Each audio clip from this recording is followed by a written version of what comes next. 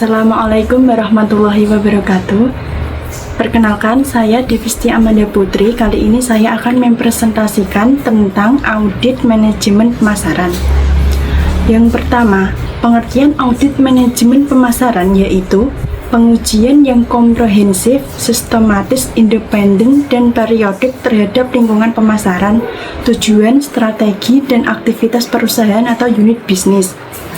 Pentingnya audit manajemen pemasaran. Yang pertama, memberikan evaluasi yang independen dan tidak bias. Yang kedua, mengidentifikasi area yang membutuhkan peningkatan dan memberikan ide spesifik untuk perbaikan. Ketiga, mengidentifikasi kekuatan dan kelemahan program pemasaran. Yang keempat, memberikan ide teknik dan arah baru untuk masa depan. Yang terakhir yaitu membantu perusahaan secara periodik menganalisis upaya perusahaan dan merevisi pendekatan pemasaran. Selanjutnya yaitu tujuan dan manfaat audit manajemen pemasaran.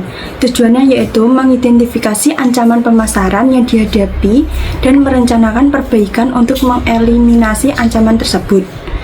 Yang berikutnya manfaatnya yaitu memberikan gambaran secara objektif tentang kinerja pemasaran dan berbagai kekurangan yang terjadi dalam pengelolaan upaya pemasaran yang masih memerlukan perbaikan.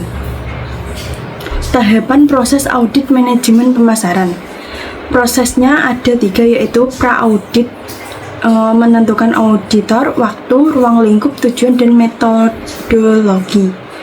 Yang kedua, proses audit, pengumpulan data, evaluasi, dan penyusunan laporan rekomendasi. Yang ketiga yaitu pasca audit, penyampaian laporan kepada manajemen untuk didiskusikan dan menjadi dasar keputusan. Tahapan sederhana ada 4 yaitu audit pendahuluan, review, dan pengujian atas pengendalian manajemen, audit lanjutan, yang terakhir yaitu pelaporan. Berikutnya yaitu metode audit manajemen pemasaran ada 6. Yang pertama audit mandiri, menjadikan semua fungsi yang sama sebagai auditor. Yang ketiga audit yang langsung dilakukan oleh atasan, membentuk tim audit di bawah koordinasi direktur utama, membentuk tim audit dengan latar belakang bervariasi. Yang terakhir yaitu dilakukan oleh auditor eksternal. Ruang lingkup audit manajemen pemasaran ada 6. Yang pertama audit lingkungan pemasaran, menganalisis kekuatan ekonomi makro utama dan kecenderungan lingkungan tugas organisasi. Yang kedua audit strategi pemasaran, menelaah tujuan dan strategi pemasaran terhadap lingkungan pasar sekarang dan yang akan datang. Yang ketiga audit organisasi pemasaran, menilai kemampuan struktur organisasi dalam menerapkan strategi untuk mengembangkan lingkungan pemasarannya. Yang keempat, audit sistem pemasaran, mencakup mutu dari sistem informasi pemasaran yang terdiri dari catatan internal, intelijen pemasaran, riset pemasaran, dan analisis pemasaran. Yang kelima yaitu audit produktivitas pemasaran, menganalisis produktivitas dan profitabilitas produk, kelompok pelanggan, dan unit analisis. Yang keenam yaitu audit fungsi pemasaran, penilaian rinci dari setiap unsur dalam bauran pemasaran atau 4P yang terdiri dari kebijakan produk, keputusan lini produk, dan bauran produk. Yang kebijakan harga berdasarkan tujuan pemasaran, strategi bauran pemasaran, biaya faktor eksternal. Kebijakan saluran distribusi, fungsi distribusi dan analisis kebutuhan pelanggan, tujuan serta alternatif saluran pemasaran. Yang terakhir yaitu kebijakan periklanan, promosi, dan publikasi, komunikasi yang efektif untuk memberikan informasi produk atau jasa kepada calon konsumen. Contoh kasus pelaksanaan audit manajemen pemasaran pada sebuah rumah makan Indonesia Selera Nusantara. Yang pertama yaitu ada latar belakang perusahaan terdiri dari nama perusahaan Rumah Makan Indonesia Selera Nusantara. Lokasinya berlokasi di ibu kota negara Nusantara. Produk utamanya yaitu menyajikan masakan khas Indonesia dengan menu terfavorit adalah gado-gado, soto Betawi, dan gudeg Jogja.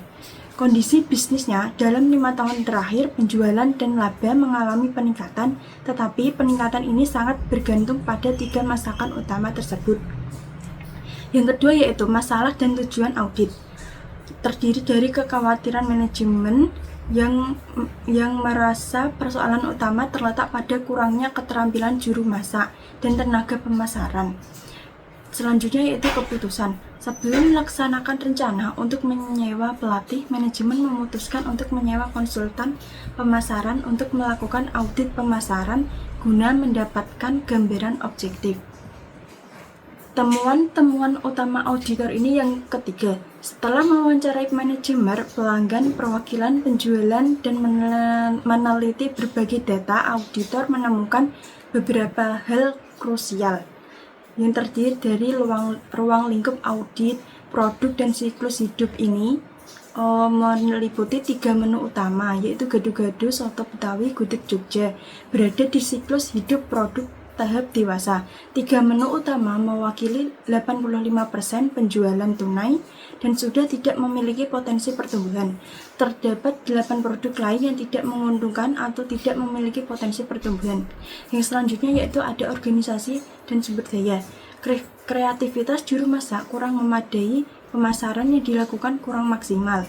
Yang berikutnya yaitu lingkungan dan target pasar terdiri dari perusahaan telah melihat adanya perkembangan cepat pada menu masakan Padang, namun belum dapat memanfaatkannya menjadi produk unggulan baru.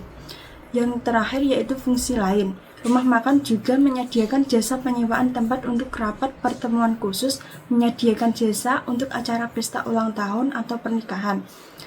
Yang terakhir yaitu implikasi dan tindak lanjut. Temuan audit ini memberikan gambaran objektif kepada manajemen bahwa ketergantungan pada produk lama berisiko jika pasar bergeser. Selanjutnya, perlu adanya inovasi produk baru untuk menjadi lokomotif penjualan di masa depan. Berikutnya, perlu mengalokasikan ulang anggaran dari bahan baku ke pemasaran untuk meningkatkan visibilitas dan daya tarik. Yang terakhir yaitu perlu merevisi strategi harga atau strategi produk agar dapat menarik segmen pasar yang lebih luas di luar konsumen menengah ke atas. Sekian presentasi dari saya. Apabila ada salah kata, saya mohon maaf. Wassalamualaikum warahmatullahi wabarakatuh.